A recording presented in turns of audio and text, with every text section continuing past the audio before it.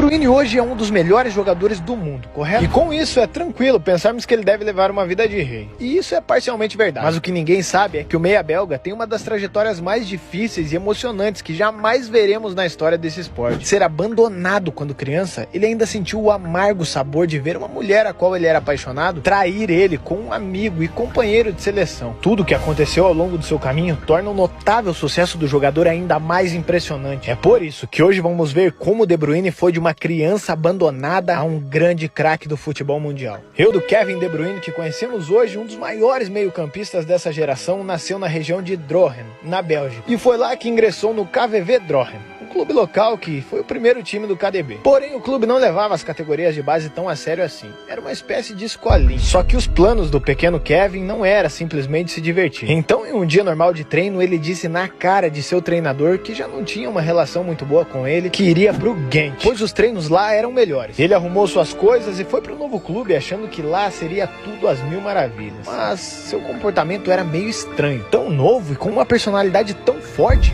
muito quieto e ambicioso por jogar cada vez melhor. Isso acabou assustando seus companheiros, que eram apenas garotos comuns querendo jogar bola e se divertir. Um de seus treinadores contou que na época De Bruyne estava tão irritado por ser menor que os outros que ficou segurando na trave com os braços estendidos para tentar esticar até ficar de noite. Não deu ouvidos quando o técnico disse que isso não adiantaria de nada. E naquele momento ele viu o quão teimoso era aquele garoto e que hoje vê o quanto aquela personalidade forte contribuiu para o jogador que o belga se tornou. Kevin estava desempenhando bem e logo a fama de que uma joia estava crescendo ali rodou o país. E o Racing Club Genk se interessou pelo garoto. Só que para jogar para ele, De Bruyne teria que atravessar o país e sozinho, já que seus pais não poderiam acompanhá-lo, pois perderiam seus empregos. Então, ao invés de morar nas instalações do clube, os diretores preferiam arrumar uma espécie de família adotiva para os atletas. Algo muito comum que acontece com quem faz intercâmbio. E foi aí que aconteceu o que seria a primeira grande mágoa na vida do jogador.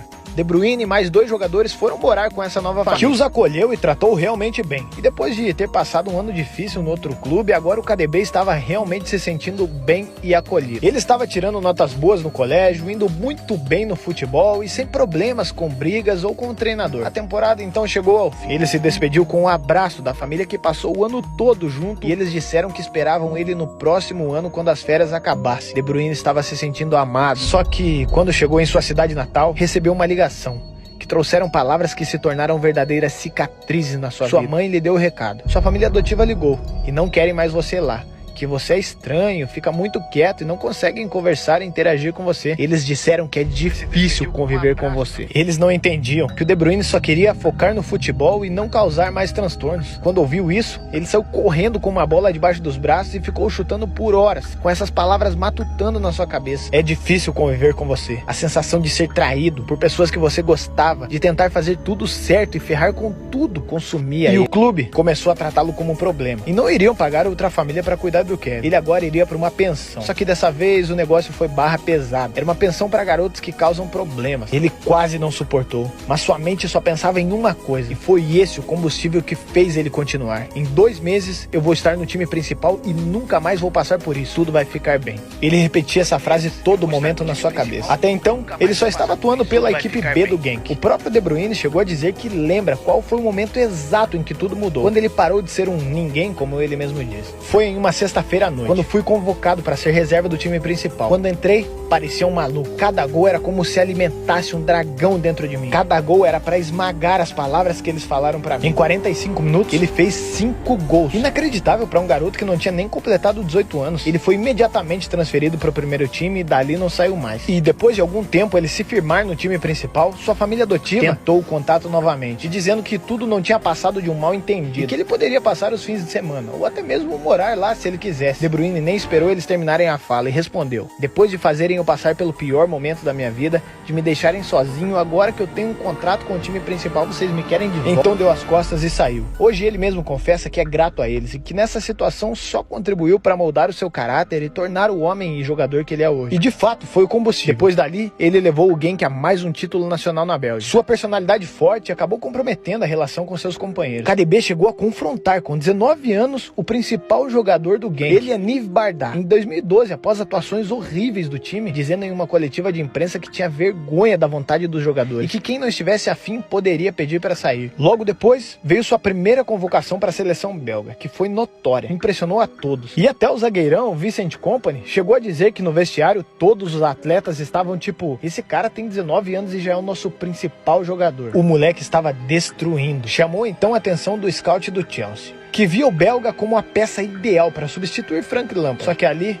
mais uma cicatriz ficaria marcada na história de De Bruyne. E se dizem que a confiança é uma mulher ingrata, ele descobriu uma traição vindo de sua mulher, alguém quem ele mais confiava, com seu amigo de infância e também companheiro da seleção, Thibaut Courtois. E ela nem tentou disfarçar o que fez. E quando a polêmica veio à tona na mídia, ela deu a declaração de que em uma noite com o Courtois, teve o que não teve em 3 anos com o KDB. Pesado demais ouvir algo assim, né? Esse ano foi um verdadeiro desastre. Ele não conseguiu engrenar, o Mourinho não deu vida fácil para ele, na verdade fez um jogo duro com o jogador. Parece que na verdade ele nunca teve uma boa relação com os treinadores que trabalhou junto. E depois de meia temporada, uma assistência e 0 gols, ele partiu para a Bundesliga, jogar pelo Werder Bremen e depois pelo Wolfsburg, onde mais uma vez, usando a raiva como seu combustível, ele atingiu um novo patamar no seu futebol. Ficou campeão da Copa da Alemanha e levou o Wolfsburg ao 2º lugar da Liga, ficando somente atrás do Bayern de Munique. E com atuações de encher os olhos, tanto na Bundesliga quanto pela seleção, em 2015 entrou no radar do ambicioso projeto do City e chegou ao time de Manchester custando algo em torno de 70 milhões de euros, se tornando o belga mais caro da história. E logo depois, chegou o Guardiola, um treinador que jamais dificultou o caminho do KDB. Muito pelo contrário, Guardiola disse a ele que poderia estar facilmente entre os melhores do mundo e quem sabe até ganhar a desejada bola de ouro. E desde então,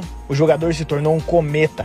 Não sai do top 10 de melhores do mundo toda a temporada e apenas detalhes o separam de estar entre os 3. Levou o City até a final da Champions League, que ficou do quase pro Chelsea, e ano passado sagrou o Manchester City mais uma vez campeão da liga mais disputada do mundo. Ao todo, já são 12 títulos pelos Citizens e na próxima temporada promete muito mais. O cara foi de uma criança rejeitada por uma família que ele gostava a jogador profissional, de traído pela esposa a um dos maiores do mundo. Sem dúvidas, De Bruyne marcou seu nome por todos os lugares onde passou. E hoje ele vive com sua esposa, Michelle Lacroix, a qual ele diz que deve tudo e que sem ela jamais seria quem ele é hoje. Ver por tudo que ele passou só me faz admirar ainda mais o jogador que é. E você, já usou a raiva como combustível para alguma coisa? E o que achou dessa história do De Bruyne? Deixa aí nos comentários que eu quero saber. Se você